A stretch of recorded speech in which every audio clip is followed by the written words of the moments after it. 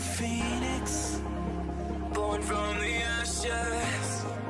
I take care of my own. Torn down where assassin, you can't suffocate my spirit. Bienvenue sur Parlons Catch, la chaîne de catch qui parle de catch sans langue de bois. Et aujourd'hui les gens, on se retrouve en ce lundi pour une nouvelle vidéo avec au programme la review d'NXT TakeOver 25, le 25e TakeOver de la branche jaune. C'était bien évidemment un événement et on l'attendait tous, hein, que ça soit fan de catch de la WWE exclusivement ou fan de catch de diverses fédérations, parce que c'était le premier gros événement depuis Double or Nothing de la semaine dernière. Et on en a discuté avec Célian qui est présent, oui parce que si vous retrouvez cette fameuse image, si vous retrouvez ces formats podcast, c'est que Célian est là, oui on a enfin réussi à se capter, on en a discuté, c'est clairement un très très bon takeover. Alors c'est vrai qu'on n'est pas d'accord, hein, sur le principe, Célian on le pense que c'était meilleur que Double or Nothing, moi je pense que Double or Nothing était quand même un petit peu au-dessus, mais bon bref. L'un dans l'autre, on s'est rejoint sur le fait que c'était vraiment d'excellente qualité. Ma note globale pour le show, allez, tout de suite, 15,3. On va bien évidemment pas perdre plus de temps que ça. On va tout de suite parler des matchs de long en large et en travers, s'intéresser précisément à tous les segments qui nous ont été proposés. Mais juste avant, je prends quand même 2 petites secondes, comme d'habitude, pour vous proposer de vous abonner sur les divers réseaux sociaux, Twitter, Instagram, nos comptes perso, notre compte pro, bien évidemment, @parloncatch_SCB sur Twitter pour ne rien manquer de l'actualité de la chaîne. Et surtout, je vous invite à faire un petit tour dans la description de la vidéo. Vous avez un lien de sondage et vous pouvez donc faire valoir votre droit de vote si vous n'avez pas déjà voté pour tout simplement choisir le sujet du premier, de la première vidéo et donc du concept numéro 1 de la chaîne, du nouveau concept #1 qui s'appellera le débat. Bref, mon petit Célian, une fois que c'est dit, hein, une fois que je pense que j'ai tout bien dit, tout comme il fallait, on va donc pouvoir rentrer dans le vif du sujet et donc s'intéresser à NXT TakeOver. Mon petit Célian, NXT TakeOver, j'imagine que ça t'a ravi. On en a parlé en off. Ton avis global, vraiment sur le show et surtout le match que tu as préféré, qui t'a vraiment, qui t'a vraiment retenu ton attention, même si j'imagine que je connais déjà l'identité de ce match. Oui, écoute, salut à toi Vico, très bon show, très bon show. D'ailleurs, limite même étonnamment surpris parce que selon moi la carte était un petit peu en dessous des autres takeovers et finalement, quand on regarde la gueule du show, hein, c'était tout aussi génial que les autres takeovers, hein, c'est meilleur quand même que Phoenix en début d'année. Et vraiment, c'était pas un mauvais match comme d'hab, le match féminin qui est le moins bon. Et puis le meilleur match, hein, je pense qu'on va à peu près tous se rejoindre. Gargano, Adam Cole, mais quel régal, Et pourtant, c'était pas le match pour lequel j'étais le plus hypé, on va dire, parce que j'avais déjà vu le match, qui était excellent. Hein, j'avais mis 5 étoiles au tout Halo Free Falls match à New York. Et là, du coup, je me suis dit, juste un one-on-one, ça va peut-être être un petit peu moins bon. Ça va rester très bon, ça reste NXT, ça reste Gargano et Cole. Mais du coup, c'était peut-être le deuxième match qui m'a hypé le moins. J'étais même plus hypé pour Roderick Strong, Matt Riddle. C'est te dire, c'est assez étonnant, mais quelle connerie, hein. Ils nous ont proposé juste un match de malade. Ah non mais c'est un match, honnêtement, on est d'accord, on se rejoint complètement, c'était un 5 stars match. Alors moi je note sur 20 à chaque fois, toi tu notes en étoiles, mais c'est vrai que c'était le match de la soirée. Je te rejoins sur le fait que c'était pas non plus le match que j'attendais le plus. Moi personnellement, j'avais beaucoup d'attentes par rapport à Velveteen Dream contre Tyler Breeze. Au final, j'étais un petit peu déçu, mais voilà, finalement, déception effacée par ce match exceptionnel entre Gargano et Adam Cole. C'est vrai que comme tu l'as dit, on aurait pu penser que ça allait être moins bon que du côté du précédent NXT TakeOver avec ce 2 over 3 Falls match qui était quand même exceptionnel. Et puis bien évidemment le match, le maillon faible de la soirée, mais bon, est-ce que c'est vraiment une surprise, le match féminin, pour la ceinture de NXT Women's Champion. Je pense que je vais lui encore lui casser la tronche à Shayna Baszler dans cette review.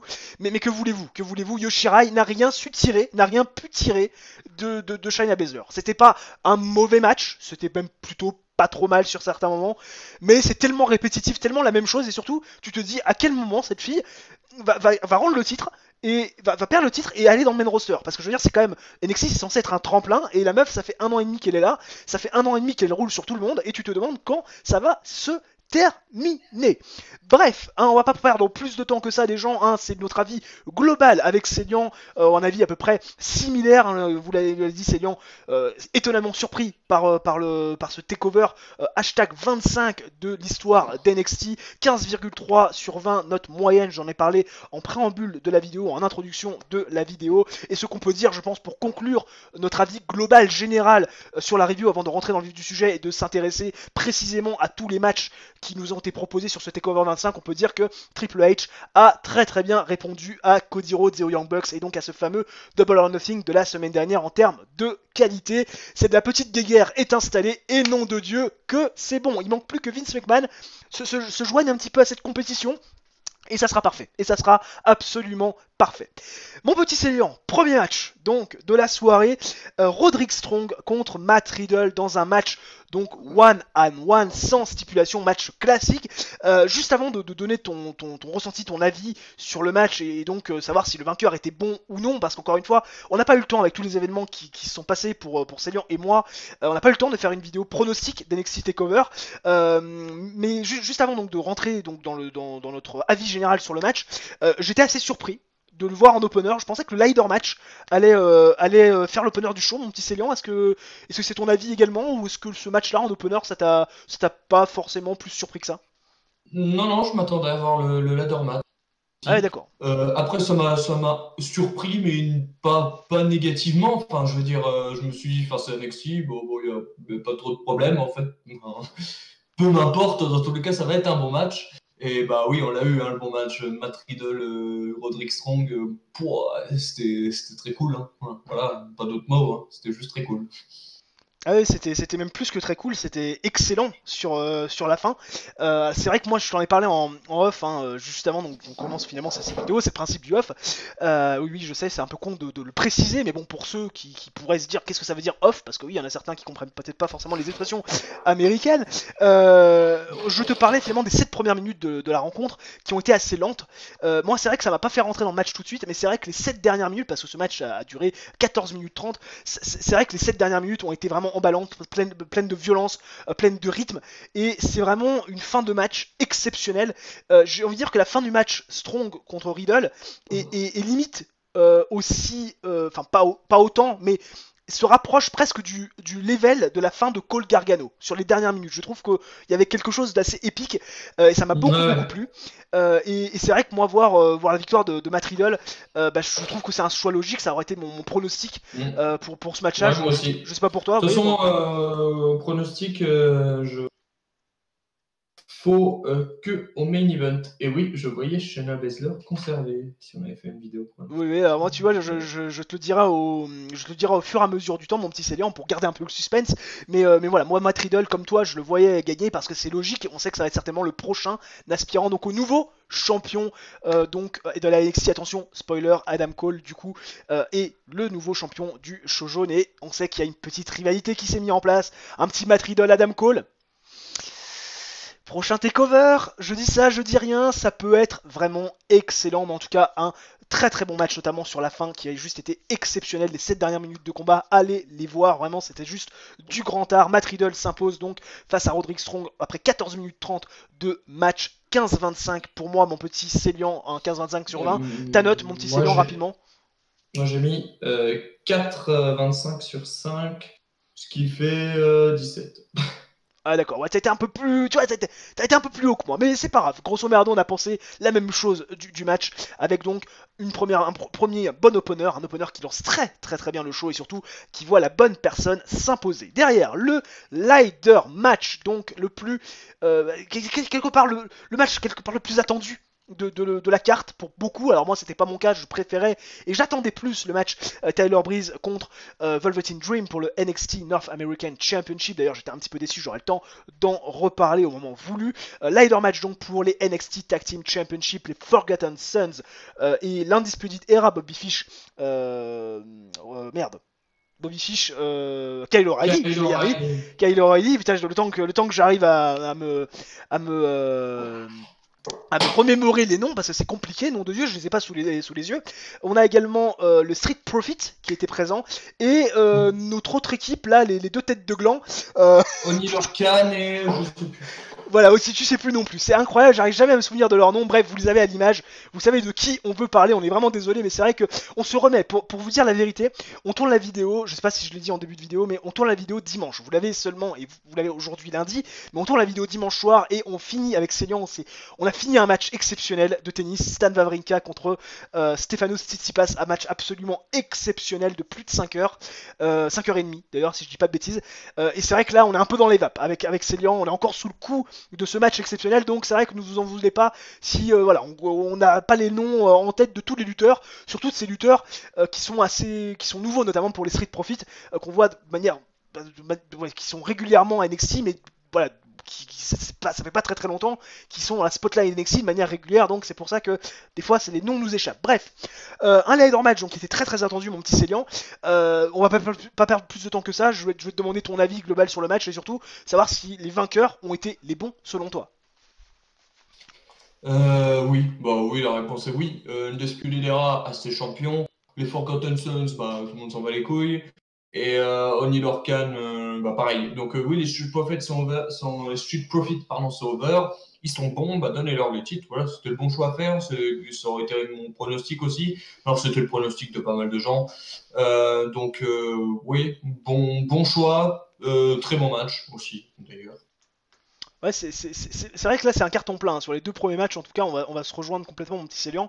Il n'y a pas forcément grand chose à redire sur la plupart des matchs parce que c'était vraiment de très bonne qualité. En tout cas, sur les deux premiers matchs, il n'y a pas grand chose à dire. C'était vraiment d'une très bonne facture. Moi, je l'ai noté ce match à 15,75.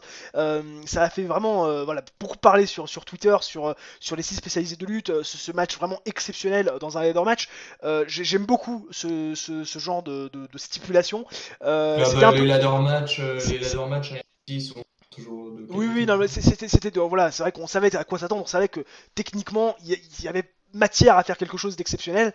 Alors c'était pas non plus fou, hein, c'était pas un 5 étoiles non plus, mais voilà, c'était un bon... j'ai mis 4,5 quand même. Ouais, moi j'aurais mis, tu vois, j'aurais mis 4 étoiles, moi, tu vois, 15,75, moi je l'aurais plus traduit par un petit 4 étoiles, mais voilà, c'est un très bon match, un match de très bonne facture, aucune équipe n'a été réellement discréditée, donc c'était assez intéressant. Il y a aussi le troisième membre de les Forcan Hanson qui a intervenu, je sais plus comment il s'appelle aussi, ce Struduc, il va falloir qu'il pense à se raser les cheveux parce qu'il a une calvitie naissante sur le crâne, là c'est quand même assez dégueulasse, mais voilà, c'est vrai qu'il n'y a aucune équipe qui a été discréditée et c'est vrai qu'on push les plus jeunes, donc les Profit Street. C'est assez intéressant de voir cette nouvelle équipe qui arrive de manière récente, de manière régulière sur les shows NXT, arriver et prendre le titre. J'ai envie de dire aussi, Montez Ford, quel charisme. Ce mec a un charisme de malade. Ah oui, non mais ça de toute façon, oui, il y a quelque chose à faire avec ces garçons. Angelo Dawkins, oui, bon, bof. Autant Montez Ford, pour... Oui, il y a quand même du charisme effectivement chez ce garçon. Après, voilà, c'est encore une fois, on espère simplement que ça va être quelque chose de construit avec cette nouvelle équipe. Bon, tu me diras, s'ils n'ont pas fait gagner Kyle O'Reilly, Bobby Fish, s'ils n'ont pas fait gagner non plus les Forgotten Sons, parce qu'on sait que Blake a déjà été champion par équipe de la NXT avec Murphy, c'était en 2015 ou 2016, je ne sais plus, je crois que c'était 2014-2015. Ouais, 2014-2015, un truc comme ça. Ça veut dire qu'on veut pêcher de nouvelles équipes et qu'on a peut-être des plans concrets pour les Profit Street, et ça pourrait être intéressant parce qu'il y a des équipes tag team, voilà, du côté des NXT qui sont quand même qui valent le détour, et c'est vrai que là on pourra avoir des matchs inédits avec les Profit Street, pourquoi pas avec les Undisputed Era, pourquoi pas avec les deux têtes de gland, je me souviens plus de leur nom, enfin bref, tu vois, ça peut être vraiment quelque chose d'assez sympathique. En tout cas, du vent neuf et du sang neuf plutôt pour la division tag team, c'est une très bonne chose, un match, voilà, encore une fois on le dit, exceptionnel, de très bonne facture pour ce ladder match. 21 minutes 23, là aussi on n'en a pas parlé, mon petit Célian, mais au niveau du temps, c'est quand même, voilà, une durée quand même plutôt convenable, largement convenable pour bien construire le match. Et voilà, nos notes respectives, on l'a dit, 4 étoiles et demie pour toi, 15,75 pour moi. Très bon match, bon choix de vainqueur, nouveau champion du 109, ça fait plaisir. En revanche, là, mon petit Célian, on va parler d'un match qui m'a un peu moins fait plaisir et pourtant qui, sur le papier, ah là là, ça m'intéressait. Ça m'intéressait. Ah, moi aussi, ouais. Tyler Breeze contre Mm. Velvet in Dream pour le NXT North American Championship. C'était le match que j'attendais le plus, j'en ai parlé en début de vidéo, je te en ai parlé également off. Je sais pas pour toi mon petit Célian, mais moi j'ai été un petit peu déçu de ce match, de cette rencontre. C'était pas mauvais, loin de là, c'était même plutôt bon, mais je m'attendais à un 4 étoiles et demi, quoi, tu vois, et clairement c'était pas à la hauteur de cette note-là, quoi, ce match. Bah non, je vais te donner ma note tout de suite, j'ai mis 4 étoiles, tout court. Voilà. Et, euh, et ouais, c'était bon, mais pas aussi bon que ce qu'on pouvait imaginer. En fait, je trouve que Tyler un peu manqué de temps, de prise, tu vois, un peu de tout Complètement. ça. Ouais. Et c'était un peu trop centré sur une domination un peu stérile en fait de Tyler Breeze. Du coup, ça manquait de rythme la première partie du match. En l'occurrence, toi, moi je trouvais pas que Riddle Strong, ça manquait de rythme dans la première partie du match. Par contre, là, oui, là vraiment, oui. Et même dans la deuxième partie, c'était. Après, j'ai mis 4 étoiles, donc c'est vraiment un match sur la globalité qui est vraiment bon. Mais il n'y a pas eu de moment en fait très très bon. C'est resté dans le bon en fait, tout le temps, tout le temps, tout le temps. Disons que Et ouais. Bah, il y a aussi un truc, bon, j'étais quand même très content de revoir Tyler Breeze parce que le mec, ça fait. Dans le main roster, il n'a jamais eu un match de 15. Je tiens juste à dire quand même que Tyler Breeze a plus de charisme les cheveux longs et avec son long pantalon. Parce que là, il fait un peu banal, là, comme ça. oui, Je c'est trouve vrai que qu'il a perdu du charisme. oui, puis il a aussi surtout perdu un peu de physique également, hein, je trouve. Oui, bah oui. C'est plus du tout le Tyler Breeze de l'époque. Hein. On sent que physiquement, il y a. Ah, C'est pas qu'il y a un plus du laisser-aller, mais tout. c'est que le Il a mec. quand même gardé le ring bon, hein, Oui, mais. mais on sent Oui. quand même que le mec voilà, il est plus trop affûté, il s'attend pas à avoir un gros push, donc finalement, il s'affûte pas beaucoup, il se pousse pas Mhm. beaucoup à la salle, il montre pas Bah, c'est clair, vraiment. quand on voit le match Tyler Breeze Sami Zayn là en 2014, c'est excellent. Et t'avais vraiment Tyler Breeze qui était Ah au oui, non, mais c'était. summum, quoi. Il faisait ses prises, toutes ses prises avaient un impact. Là, on Ça, sent on sent qu'à force de pas trop catcher, il a un peu perdu quand même. Hein. ah oui, complètement. Et puis surtout, au-delà du fait qu'il est beaucoup perdu dans ce match-là, j'ai trouvé que c'était beaucoup répétitif ces séquences de domination, ces séquences de Mhm. momentum. Et c'est vrai que voilà, c'est vrai que ça nous donne pas forcément comment dire, pour les nouveaux fans de catch, ça donne pas forcément une bonne image de Tyler Breeze. C'est vrai qu'il y en a beaucoup qui le vendaient, et notamment comme nous, qui connaissons quand même le garçon depuis un certain moment. C'est vrai Ouais. qu'on est là à dire que ce catcheur est exceptionnel. Au final, c'est vrai que quand ils voient le match de Tyler Breeze, les nouveaux fans de catch, ceux qui sont assez récents, quand ils voient le match de Tyler Breeze, ils se disent bah ouais, mais il a rien fait de fou quoi. Il a rien fait de fou. Le booking de Oui, Tyler Breeze était pas bon, et puis le match, ça se contentait de certaines séquences assez agréables, mais effectivement, jamais on est rentré dans le très bon et jamais on est rentré j'- dans un certain suspense. j'espère qu'on va quand même le laisser à NXT parce que j'étais vraiment content. Ça fait quand même du je pense que ça lui fait bien de ramener à NXT. Et puis, on sait qu'il a un personnage intéressant, Tyler Breeze. Je le trouve pas dégueulasse, loin de là, enfin, en promo. Je sais pas toi, mais moi, sa promo avec le Velvet in Dream il y a 2 semaines, on n'a pas fait de review d'NXT, mais j'ai adoré. Et c'est basique, hein, mais genre, c'est vraiment, il est en plein dans son personnage. Et je trouve qu'il y a vraiment des trucs à faire à NXT, comme il y avait à faire en 2014, en fait. Mais il faut renouveler son truc et qu'il ne revienne pas dans le main roster parce que il est cuit dans le main roster. Il Bah, est mort, dead. disons que Bah, écoute, disons qu'il sera pas mort dans le main roster s'il fait un an ou deux à NXT avec un ouais, titre nord-américain, avec un titre je sais pas moi, même d'NXT, de champion du monde de la NXT. Je veux dire, si tu le reconstruis à NXT pendant un an et demi, 2 ans, derrière si tu le mets en main roster et que Triple H a un petit peu plus de pouvoir, c'est vrai que ça peut faire un très très bon mi-quart d'heure pour plus tard. Mais il faut pas oublier que ce mec-là a 32 ans et que à cet âge-là, techniquement, il n'est pas censé faire un pas en arrière, il est censé faire un pas en avant. Et c'est vrai que là, c'est un énorme pas en arrière de le retrouver à NXT, alors qu'il y a bah, 3 ans, c'est il un était. énorme pas en arrière par rapport à des shows, mais moi je trouve que c'est un pas en avant pour relancer sa Ah carrière. oui, Par non mais oui, mais contre. si tu veux, si Vince McMahon ne l'avait pas foiré, on n'aurait pas eu besoin de faire ce pas en arrière. Tu vois ce que je veux dire? Ouais, bah C'est ça ma façon de penser. Pour moi, NXT reste un tremplin, une branche. C'est oui. censé, même si NXT est meilleur que le main roster en termes de qualité, ça reste un tremplin et ça reste un show où on est censé développer les catcheurs pour les années dans le main roster. Et pour moi, l'échec a été cuisant, c'est-à-dire que c'est un retour en arrière de propulser Tyler Breeze il y a 3 ou 4 ans dans le main roster et de le refaire venir à NXT 3 ou 4 ans plus tard. Voilà, c'est un pas en arrière pour moi. En tout cas, voilà, notre avis sur Tyler Breeze, parce que du coup on a dévié sur Tyler Breeze, mais voilà, ce match bien centré là-dessus, un bon petit match. Toi tu l'as noté à 4 étoiles, moi je l'ai à 14,25, je trouve un petit peu généreux mon petit Célian, mais bon voilà, chacun son avis. 14,25 pour moi, donc dans la note globale sur 20. 15 minutes 45 de match, il y avait quand même du temps pour ces deux-là. Victoire de Velveteen Dream, on en a pas vraiment parlé, mais peut-être choix logique. Moi, ça aurait été mon pronostic, hein, d'ailleurs, comme les trois précédents matchs. Oui, logique. Ça me serait pas venu à l'idée de faire gagner Tyler Breeze, même si j'aime beaucoup Tyler Breeze.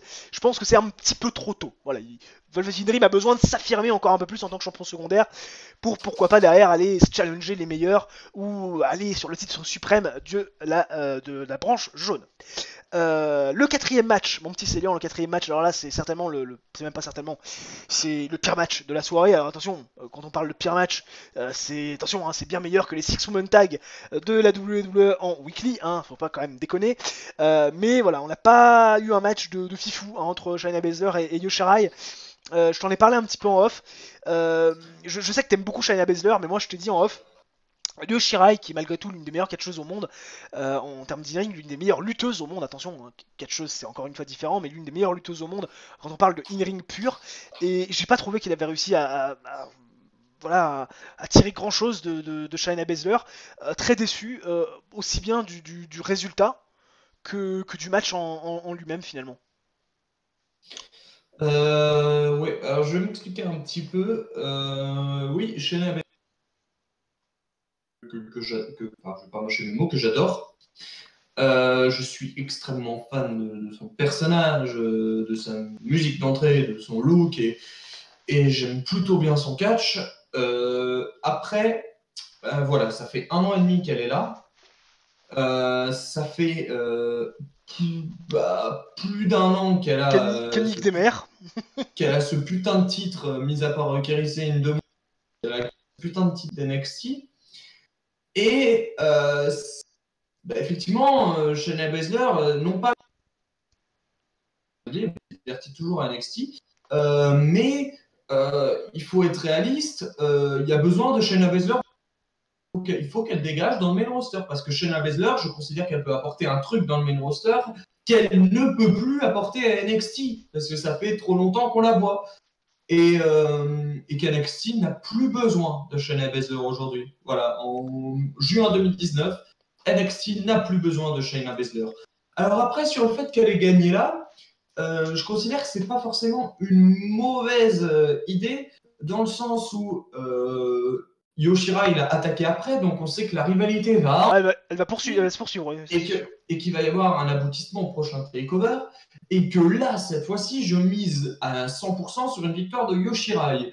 Et que si Io Shirai prend le titre dans 2 mois, la frustration autour du résultat de takeover aura été amplifiée. Parce que là, tous les gens ont fait un gros fuck, genre pourquoi elle gagne chez la Baszler. Du coup, ça augmente la frustration. Et quand Io Shirai va gagner, ça aura un plus gros impact.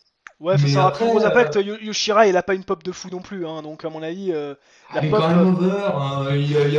Ouais, elle est plus. Non, elle est pas over, Célian. Il n'y a pas eu une réaction de fou. Attends. Quand tu compares. Si Io Shirai, elle est pas over. Ouais, non, mais il n'y a pas une réaction de malade, quoi. Je trouve que c'est pas. Oui, mais il n'y a pas une réaction de malade pour toutes. Il y a pas une réaction de malade pour toutes les women. Bah si, à NXT peut-être, mais dans le main roster, si, il y a quand même de la réaction. Hein. Mais je parle à NXT. Ah, NXT, oui. Les actuels, non. Ah bah oui, il n'y a pas de réaction. Ça c'est une évidence. Après, avant de parler du match et en lui-même, tu me parlais de Shayna Baszler qui doit quitter NXT, qui a plus à apporter dans le main roster que du côté d'NXT. Je vais te rejoindre là-dessus. Effectivement, Shayna Baszler a besoin de partir d'NXT et NXT a plutôt besoin qu'elle dégage. Après, est-ce qu'elle aura quelque chose à apporter dans le main roster? Honnêtement, je suis pas persuadé.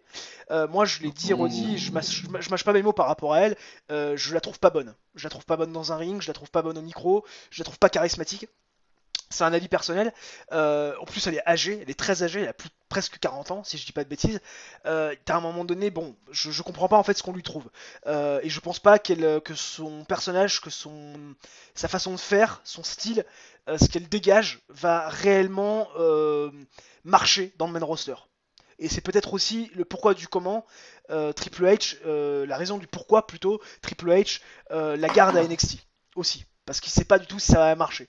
Et c'est vrai que pour le coup, je suis assez d'accord avec lui. Je me poserai des questions. Maintenant, ce qui est sûr, c'est que ça marche ou pas dans le main roster. Il faut que Shayna Baszler perde le titre. Je veux dire, ça fait 1 an qu'elle nique des mères par rapport à ce titre NXT. Kairi Sane a pris le titre pendant 2 mois, un truc comme ça, cette dernière année. Sinon, c'est Shayna Baszler qui a toujours gardé le titre.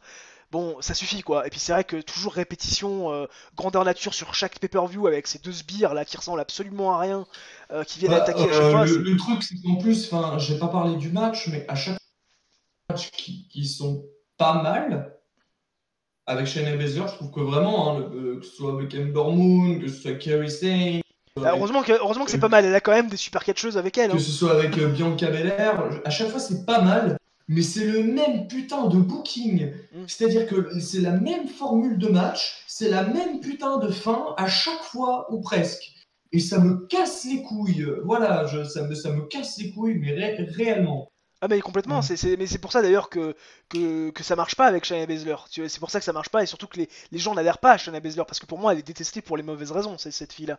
Mais bon après c'est voilà, encore une fois on a des avis peut-être divergents par rapport à ça, mais là on va se rejoindre, c'est qu'il faut qu'elle quitte le bateau NXT pour laisser NXT tranquille, ou alors si on la met pas dans le main roster parce qu'on a peur que ça marche pas, et effectivement comme j'ai dit par rapport à ce qu'elle dégage, par rapport à sa façon de faire, par rapport à son style, par rapport à son personnage, il y a quand même des risques que ça ne marche pas dans le main roster, parce que pour moi elle n'est pas au niveau des filles du main roster, en tout cas des principales, et même de la majorité, mais au moins voilà, l'enlever de la carte des women's, quoi. Je veux dire, il y a plein de filles. Bianca Belair mériterait d'avoir le titre, Candice LeRae mériterait peut-être aussi d'avoir quelque chose de sympathique. Bon après la vague des catcheuses japonaises, bon je trouve que c'est plus pour essayer de faire une promotion. Yoshirai Bianca Belair en one-on-one. Ah oui, non, mais complètement. Mais ça serait intéressant, même si on pense que les japonaises, moi c'est quand même mon point de vue, je pense que s'ils amènent autant de japonaises, c'est pour essayer de faire la promotion de manière internationale, pour essayer de ramener des japonais à regarder la WWE plus que réellement pour leur donner des trucs, parce que c'est vrai que leurs personnages sont quand même assez ridicules pour nous Européens ou pour eux Américains quand ils font des takeovers, des machins. Mais voilà, enlever le titre à Baszler et faites quelque chose, quoi, parce que c'est quand même pas possible. Donc au-delà de la qualité, parce que du coup on n'a pas parlé de la qualité du match, mon petit Célian, moi je l'ai noté à 13,5. Moi je t'avais dit que j'avais mis 3,5 en fait, j'ai mis 3,25 qui fait 13. Bah moi j'ai mis 13, tu vois, j'ai mis 13,5 moi, tu vois. J'ai été un peu plus gentil que toi. Pourtant ils ont eu du temps pour construire le match, 12 minutes 15. On peut pas dire qu'ils ont pas eu de temps. Derrière, 5e et dernier match, là on va prendre le sourire complet, la banane totale. Johnny Gargano face à Adam Cole pour le NXT Championship. C'était donc le main event. C'était pas le match le plus attendu, on en a parlé en off, on a même également parlé en début de vidéo. Pas le match le plus attendu, mais pourtant, mon petit Célian, c'est un match 5 étoiles, largement, peut-être même un 5,5. Certains pourraient peut-être s'accorder à dire 6, on verra bien les notes de Dave Meltzer, mais ce qui est sûr, c'est que... je trouve que c'est un principe de merde. C'est un match se note en 5 étoiles.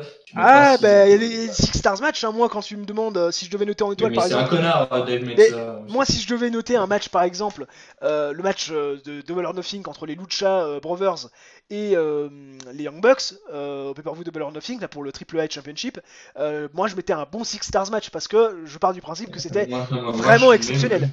Je n'ai même pas 5 étoiles. Là, c'était exceptionnel. Vraiment, c'était le plus beau match tag team que j'ai jamais vu. Enfin bref, ça c'est autre chose. Mais c'est vrai que voilà, c'était pas le match qu'on attendait le plus. Et pourtant, c'était largement un 5 stars match. Certains, effectivement, le noteront peut-être un petit peu mieux. Et moi, c'est vrai que je te l'ai dit en off, et je pense que beaucoup vont être d'accord avec moi. C'était quasiment à la hauteur du Gargano Cien Almas qu'on avait vu en janvier 2018, si je dis pas de bêtises. C'était exceptionnel. C'était vraiment exceptionnel. J'ai envie de te dire, c'est à la hauteur de tous les matchs de Gargano. Ce mec est incroyable. C'est à chaque takeover, il nous propose au moins un match 4,75. Voilà, si c'est pas 4,75, c'est 5 étoiles. C'est juste un truc de fou. Je veux dire, je crois que le moins beau match qu'on ait eu en takeover, beaucoup de gens qui sont pas d'accord avec moi, mais Gargano depuis 1 an, ça ricochet, j'ai mis 4,75. Donc quel mauvais match. Quel mauvais match. Ah ouais, quel mauvais match. Et encore, c'est plus parce que le booking n'était pas bon que de la faute de Gargano. J'avais eu un problème de booking dans le match qui m'avait pas fait mettre 5 étoiles. Mais pour en revenir à ce match-là, bah, tu le regardes et tu kiffes en fait. C'est la seule chose qui se passe parce que plusieurs fois, j'ai vraiment, enfin, je savais pas qui allait gagner. C'est un truc de dingue. C'est-à-dire que dans le catch, quand même, bon, tu connais un peu les formules. Des fois, quand tu as un finisher contré, tu vois, à un moment, Tyler Breeze a fait son finisher, bah, tu savais qu'il allait pas gagner. Là, vraiment, il y a eu au moins 3 ou 4 fois, j'étais persuadé que l'un ou l'autre allait gagner. C'est un truc de barge. J'étais tout seul devant mon écran, j'ai la bouche ouverte et j'étais, oh putain, c'est génial. Et ça m'avait fait, bah, pareil avec le Gargano Almas Mais c'est. à Philadelphie. Et là, je trouvais juste la qualité du match, enfin, la qualité technique un tout petit peu moins bonne, mais ça reste un 5 étoiles. Je veux Ah dire, oui, c'est juste du génie comme match. Enfin, c'est. Ah non, mais complètement. Et puis le Panama Sunrise là, à l'extérieur du ring, non mais. Ah oui, c'était. Il y a eu des spots, hein. Il y a des spots. C'est vrai que c'est techniquement peut-être le côté technique et peut-être le booking un peu plus cafouillis de temps en temps qui fait que c'est peut-être un petit peu moins bon, Voilà. un petit peu moins bon que qu'Almas Gargano de janvier Peut-être 2018. parce que Adam Cole est un petit peu moins bon. Oui, il est peut-être un petit peu moins bon effectivement Plus jamais on ose me dire que Adam Cole est pas bon dans un ring ou juste moyen. Le mec est Ah non, excellent. Il est non, non. pas, il fait pas partie des tout meilleurs, mais il est excellent quand même. Ah non, il est Donc, excellent. Non, c'est sûr que par rapport à Andrade Cien Almas, il est moins bon. Mais il est un moins bon lutteur qu'Andrade Cien Almas. Mais par exemple, c'est un meilleur catcheur mais, qu'Andrade Cien Almas. Plus de charisme, meilleur au micro, forcément. Voilà, mais. ouais, de toute façon, enfin, pourquoi tous les membres de l'Undisputed Era font des matchs de malade? Parce que tous les membres de l'Undisputed Era, niveau in-ring, un truc de malade. Genre, c'est vraiment. Ah oui, oui, ils sont très très bons. Niveau. Ils sont très très très bons. Tous excellents. Hein, donc, Ah, y a rien à dire là-dessus. De toute façon, ce quand match. on voit les spots que s'est pris Kyle O'Reilly pendant. Ah oui, c'était fou. Non, mais de toute façon, si vous l'avez pas vu, tes covers, hein, encore une fois, on va faire la promotion, ou si vous avez pas tout vu, ou vous avez regardé en highlight, vraiment regardez tous les matchs de A à Z, parce que c'est à part éventuellement le Shayna Baszler Ryo Shirai, on va pas vous faire forcément de la bonne pub, peut-être même le match Breeze contre Dream, qui est pas Ah, si, exceptionnel. il faut le regarder quand même. Bref, s'il y en a bien 3 à regarder, c'est le Strong Griddle, le ladder match et bien sûr le main event. Parce que le main event, tu peux pas avoir un mauvais match quand tu vois, quand t'as un call contre Gargano, c'était juste exceptionnel. 31 minutes de combat, c'est presque plus long que le Gargano Almas de janvier 2018 à Philadelphie. Bah, c'était 32 minutes, je crois. Ouais, c'était 33 minutes, il me semble même. Tu vois, 33 minutes. Et là, on a fait 31 minutes. Enfin, c'était dans ces eaux-là, c'était assez incroyable. Beaucoup d'intensité, beaucoup de suspense. Et c'est ça qui fait que c'est un gros match, un énorme match, un match qu'on va retenir. Parce que il y avait beaucoup de suspense, il y avait beaucoup d'incertitude. Et c'est ça qui est exceptionnel dans ce genre de match parce que on ne sait pas comment ça va se finir. Victoire. C'est vraiment là qu'on est fier d'être fan de catch parce qu'en fait, Complètement. on arrive à vivre le truc, à vivre notre passion. Ce que tu n'arrives pas à faire dans le main roster parce que c'est soit tu t'énerves, soit tu bailles devant les shows. Enfin voilà. Alors que là, quand tu regardes NXT, t'es vraiment sur ton écran, peu importe l'heure. Je veux dire, quand le match est à 4h du matin, et ben t'es là et tu bailles pas une seule fois pendant le match parce que limite, genre, t'as tes pulsations cardiaques qui sont hyper rapides parce que t'es totalement ancré dans le truc. Et c'est incroyable de réussir à faire ça et à faire ça pendant tout le show parce que, mis à part Baszler, Shirai, et encore, j'étais quand même investi dans le match, mais vraiment, t'es là de A à Z et la seule chose que tu fais, c'est t'es sur ton écran, t'es scotché dessus et tu kiffes. Et c'est là que tu vois qu'il y a vraiment un problème avec Raw et SmackDown parce que le catch, ça devrait être ça tout le temps. Quand tu es passionné de catch, tu devrais réussir à vivre le catch tout le temps. Et alors, avec le main roster, on le vit jamais, ou presque jamais. Mais à part quand tu as un AJ Styles, Seth Rollins, mais c'est tout quoi. Donc, Exactement, et puis te fait raison, et moi cette comparaison je l'avais fait dans ma vidéo quand j'avais fait le... Bah oui, vous n'étiez pas là du coup, hein, pour la review de Double or Nothing, j'avais dit, moi, pendant un pay-per-view qui avait duré 3h45, dans un pay-per-view de 3h45 de la WWE, je m'endors. Moi j'ai jamais perdu une miette, et j'étais concerné par tous les matchs sur Double or Nothing, même les matchs où il n'y avait pas des gens que je connaissais, j'étais concerné parce que la qualité in ring était bonne, excellente même, tout le temps très bonne, de très bonne qualité. Et là c'est pareil avec NXT TakeOver, de A à Z on a impliqué, on a investi, et c'est exceptionnel. Et en plus, au-delà de l'investissement de A à Z pour les matchs, même si j'étais pas très investi pour le Shirai Baszler, c'est vrai que finir le show avec un match comme ça, et surtout avec un super vainqueur, parce qu'encore une fois, je sais pas si c'était ton pronostic, on en a mais pas moi, parlé, mais c'était mon pronostic. Pas du tout. Bah, moi, c'était je mon pensais pronostic. qu'Ariano allait conserver. Bah moi, je pensais qu'Adam Cole allait gagner parce que je voyais plus loin avec une rivalité face à Matt Riddle. Je voyais ça arriver et c'est ce qui va se passer. Donc voilà, j'ai douté bien évidemment, mais je veux dire, quand tu attends un résultat et que tu sais que c'est le bon et que ça arrive et que t'es pas sûr que ça arrive, mais finalement ça arrive, oh, c'est super. Alors c'est vrai que certains attendaient à la fin le heel turn de Roderick Strong, mais ça sera pour plus tard, le heel turn de Roderick Strong sur, en tout cas le turn de Roderick Strong sur l'Undisputed Era, ça arrivera plus tard, peut-être en août, je sais pas, ou en... Je sais pas s'ils veulent faire un. Parce que l'Undisputed Era, actuellement, les heels acclamés toute la WWE, genre les plus over que l'Undisputed Era, tu fais difficilement quand même. Et là, du coup, si Roderick Strong trahit l'Undisputed Era, ça va être un. Donc, ça va être drôle. Mais ouais, du coup, je sais pas s'ils le font maintenant. Moi je pense qu'ils vont quand même le faire parce que ça peut être un... Je sais pas si ce serait un first time ever, je pense pas que ça sera un first time ever, mais ça pourrait être, vu tout ce qui s'est passé depuis... Oh mais Roderick Strong, Adam Cole, je dis... Ah oui, moi aussi je dis oui, j'ai envie de voir ce match, hein, Enfin, clairement. tous les matchs, de toute façon, NXT, presque tous les matchs en takeover, Mais complètement, et tu vois, on en revient toujours au même truc, tu vois, c'est pour ça que je disais que la qualité de ce show se rapproche, ou voilà, pour certains c'est supérieur, pour moi c'est un petit peu en dessous, mais ça se rapproche, et ça n'a pas à rougir par rapport à Double or Nothing, parce que t'attends tous les matchs, et surtout t'es déjà hypé pour les prochains shows en fait. T'es déjà hypé pour le prochain takeover, moi je suis déjà hypé pour le prochain pay-per-view de la AEW, je suis déjà hypé plus ou moins pour le prochain NXT takeover, ce qu'on n'a pas dans Et le moi, main je roster. suis méga hypé pour le Super Show. Ah oui, oui, d'ailleurs, on va être clair, hein, d'ailleurs, je sais pas s'il y aura une vidéo pronostic avec Célian, je pense qu'on va, à mon avis, il n'y aura pas de vidéo pronostic ni de review Non. de ce show. Alors, J'ai pas trop envie. J'ai pas trop on envie. verra, je verrai, moi je vous le dis. Genre, si j'ai un coup de gueule à faire, et sinon on verra. À moins que ce soit un bon show, il y aurait une review, mais sinon. Ce qui est sûr, c'est qu'il n'y aura pas de vidéo pronostic, ça c'est sûr, on n'aura pas le temps de la Non, faire non. parce que, enfin pas le temps. Et même si on avait eu le temps, on Je l'aurait pas crois, fait. oui, On l'aurait pas fait, faut pas déconner. On va faire la review donc de Raw.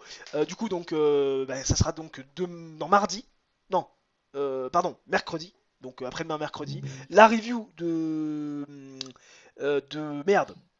SmackDown. De SmackDown jeudi et vendredi vous aurez l'épisode numéro 1 du débat, donc du nouveau concept sur la chaîne. On n'a rien à rajouter sur le Call Gargano, mon petit Célian? Non. Bah écoute, non. Non, à part dire que t'as mis 5 étoiles, que moi j'ai mis 18 Mm. et que le match a duré 38 minutes et que le bon vainqueur a été choisi. Donc voilà, on n'a Un pas... bon vainqueur, moi les deux m'allaient, mais. Ah bah écoute, moi Adam Cole il m'allait un peu plus que Johnny Gargano. Bref, voilà donc pour notre review d'NXT TakeOver 25e pay-per-view, 25e TakeOver de la branche jaune qui s'est déroulé du côté du Connecticut samedi soir, dans la nuit de samedi à dimanche pour nous en France.